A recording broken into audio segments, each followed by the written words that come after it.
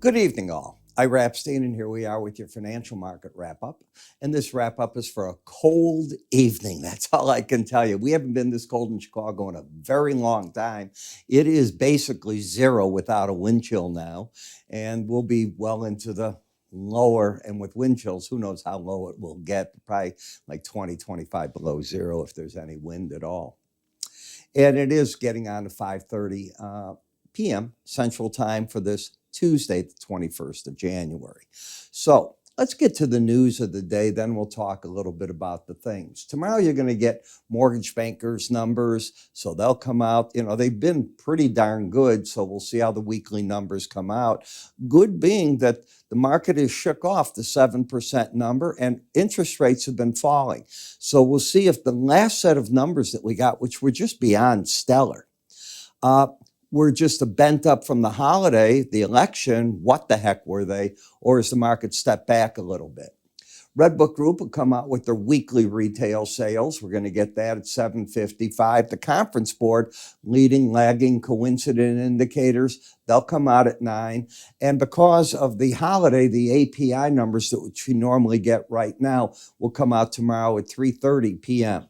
Along the way, you're getting earnings that are coming out in the stock market, and they've been very, very strong. You broke down today, as you can see, in energies. Now, this is current quotes, but you're no longer over 80. You're back at 78.39, not at 78. You're back to 75.78. And in the natural gas, instead of a $4 number, you're back to 3.36. In other words, the markets have discounted this cold weather. And they're already looking 10 days down the road or longer. And they're saying, gee, I see a break in this cold weather. We've already anticipated this and built it in price. And that's where you're at. Bonds and notes are in a bit of a churn right here. You saw the dollar index got hit. And that brings me to why. Well, the simple thing is what President Trump did is he avoided putting tariffs on anyone at this point. He's threatened to put 25% tariffs on Mexico and Canada February 1st. Why then? Okay, the real reason is he is saying to you, you better get over here and talk to me. You don't want those tariffs? What are you giving me? It's really that simple. And if they don't do enough, watch. All right. Now, will he tariff everything? He's got to be careful. One of the things like Constellation Brands in the United States, they get their beer, Corona, top brand for them. It all comes from Mexico. Is he going to hurt the company? One of the popular brands in America? Probably not. You know, if we can't drink, we'll forget what he's doing. We got to be able to drink. So that's what's going to happen. It probably won't be as bad. Other things can happen there, though. What kind of products are coming in, how much they do, what are they buying, what are they taking from America? That's the negotiation. I'm not impressed with Canada's stance as a whole because it appears to be that Justin Trudeau wants to fight a battle rather than negotiate how to get this done. I think that, he's on his way out, and a number of the prime ministers and past trade representatives of Canada get it. It's time to go to court, talk to the man, work out what you got to work out, do things in stages. Even their steel workers are already coming out there, and it's the United Steel Workers. And they're saying this hurts not only America, it hurts us. You're going to put all these people out. You're going to hurt supply chains. They're correct. This requires big talks now, not the day before they're supposed to go in. As for China, I'm surprised not a word was said. As for Iran, not a word was done so far. We saw that 1,600 of the people from January 6th, they're pardoned. Maybe some of the hardcore ones got reduced sentences or they're pardoned. I still haven't gotten everything I'm reading to get a full answer on that. But, it just looks to me as though, some of the people are going to be fairly pissed, the police people involved with that. But what can I say? I mean, Biden pardoned his whole family for things they never did, and friends, and confidence. I didn't get a pardon. So when you look at all this and you see how this is going, you understand today's day one. we're going to see more. Today, at the end of the day, you'll see it in the financial news. President Trump had on Larry Ellison and Sam Altman and the other gentleman that's building the Taiwanese, I think it is the factory, and he promised $100 billion investment. The president's committing to $500 billion to $1 trillion over his 4 years. So there's a lot going on in AI. And, you know, AI gets exciting when you hear the big boys talk about what they're looking to do. Because at the end of the day, it's just data retrieval, but done so fast, and you can ask so many intricate questions, it can figure it out in a fraction of the time the current computers can. Forget people. Current computers can, and it can do things much more intricate. And as Larry Ellison said, and he said it right, wait till you see what this does for medicine, for the cures of cancer, for a doctor that's in one part of the country. And what do? I've got something I've never seen before.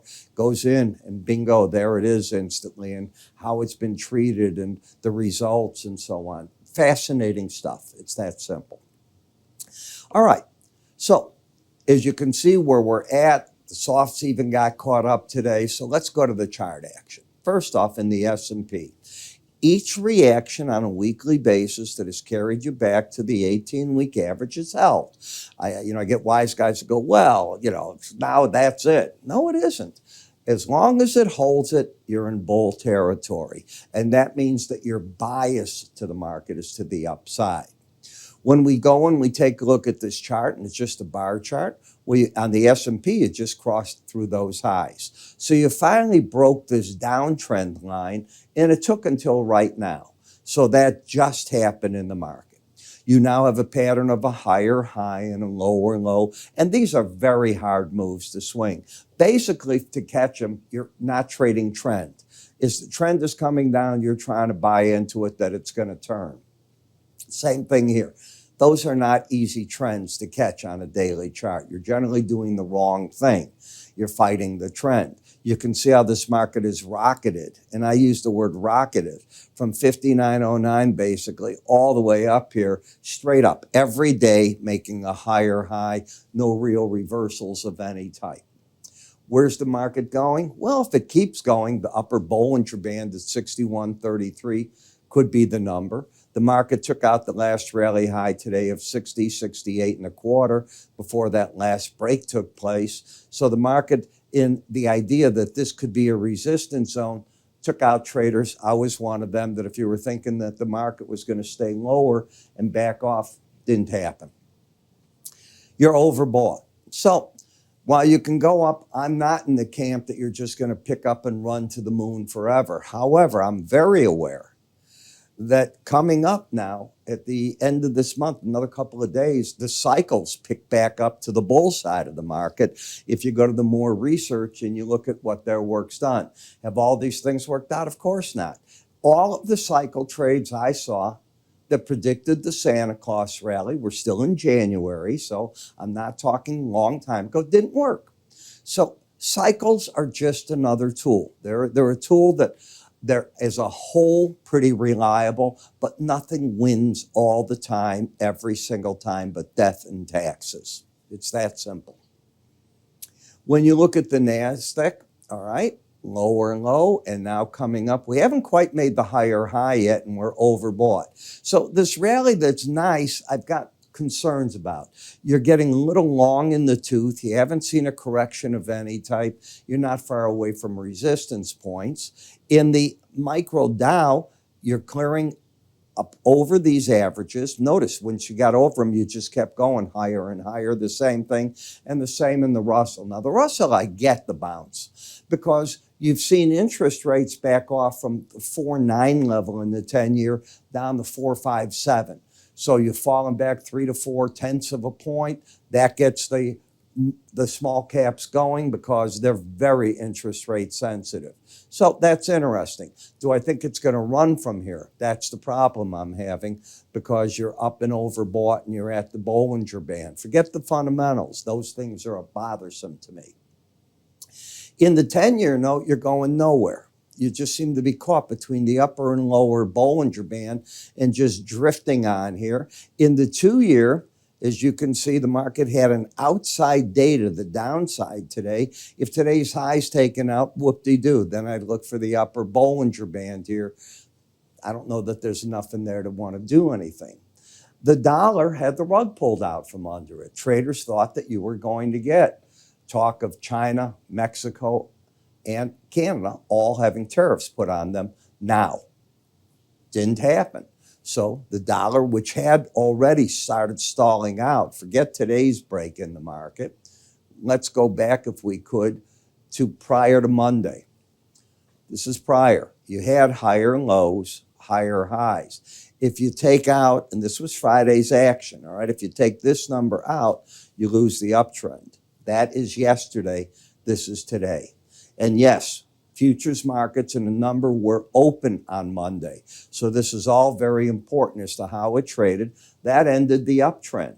At this point, you're in a minor downtrend. Momentum's down. You're under the 18-day average. Resistance 108.71. And you wouldn't want to see the market over, if you're bearish, 109.37. I prefer the high road, doing nothing just yet.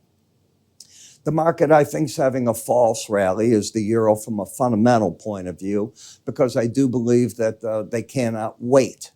They cannot wait to start cutting interest rates at the next meeting that they're going to have, which is right in front of us. So I'm looking for that market to be interesting. The British pound should have big trouble right here. This is a neat little bounce. I am so happy to see these markets bounce, because they weren't going to go straight in one direction, and all they'd been doing is falling. Corrections are healthy. Now let the trends reappear after this. Bitcoin, well, you know that Trump loves it. He put out a millennia and a Trump coin. And they instantly have, I was reading, $9 billion in value. They have absolutely no worth. You can't use them for anything, even like a Bitcoin, which has limited, what can I say with it? It's not limited value. That's not the word I'm looking for. Limited usage. These are more collector items. I don't know what you do with them, but anything with the name Trump, sneakers, T-shirts, teddy bears, they initially make some money. Somebody's left holding the bag. Higher lows, higher highs. You have an outside day to the upside. And with that, what do you want to do? You don't want to see today's low taken out. That'll tell you that you've made a trade top of sorts, and you're probably going back to the 98,000 level. In the energy markets, what are we doing here? All right, that's what we're waiting on. We're waiting on Trump. This is all about Trump. Drill, baby, drill's wonderful. But if I'm an oil man, Trump's in for 4 years. Okay, it takes a lot of money to go out and drill new wells, get them going. I need pipelines coming in. I need a lot of stuff that isn't there. So what Trump is doing, and you can count on it, he's got to go get the pipelines going back up. He's got to get border walls going. He's got to figure this all out, and he's got to run at it. It can't be a gradual thing. Now, in all fairness to him, Marco Rubio got approved by the Senate today, but you still don't have the key positions approved. The Senate's got to get this done so that the teams are in order and they're firing on all cylinders now, not weeks from now, now. If you're not going to approve somebody, don't approve them, get over it, and move on to the very next thing. I think that's what's necessary. When we come to the WTI from our oil, you can see the market. You finally entered this period where you no longer have that uptrend that works. So this whole part of it, questionable now. Maybe the market is done on the upside. You lost your bullish embedded reading. I am looking for the 18-day average of closes. Same in the heating oil. And you'll say, Ira, it's freezing. We have snow in Houston. It's snowing right now. A lot of snow in New Orleans. They don't have plows. They don't have salt machines. There's no need for it there. But here it is. Mother Nature's throwing one of these crazy things again. But the market's smart. It's looking down the road. February 1st is 10 days away at this point. Okay, not even that. It's what? I think 8. You got to pay attention, all right? It's going to get warmer. And the forecast, this cold blast is ending. We'll be back in the 30s here, and it'll start warming up everywhere else. So in New Orleans, just don't drive. Enjoy the snow. Make snowballs, have a great time with it. Nothing you can do about it. You should enjoy it. And I'm sure you're not going to get freezing weather like we have. In that gas, backing off too, you might be headed to the 18-day average to regroup in this market. We will see how that all works out. So if you'd like to get trade ideas, and that's basically what I'm about. I'm a guy that tries to come up with ideas for you. And I base them on chart action. I'll talk to you in the morning what the fundamentals are. But the recommendations will have an entry point, an exit point, a way to come out. If it's a momentum trade, what will lose the momentum, where you're at, why you're there, and how you work with it. I cover all these different categories in the futures. It'll be at least 40 charts. And then on the weekend, you're going to get weekly charts from me, as you did this weekend. Then bonus videos. It all comes in. So if you're a swing trader, a longer-term trader, I cover the weekly charts, the daily charts. You put it together. You go to iraepstein.com, the word research, it's on the top right. You can move your cursor to the top here. There'll be a way to go there, or you can click our phone if you have questions. But sign up for it, enjoy it, and it's now about trade ideas and trying to jump on board the Trump bandwagon. I'm Ira. You have yourself a great evening. I'll catch up with you in the morning.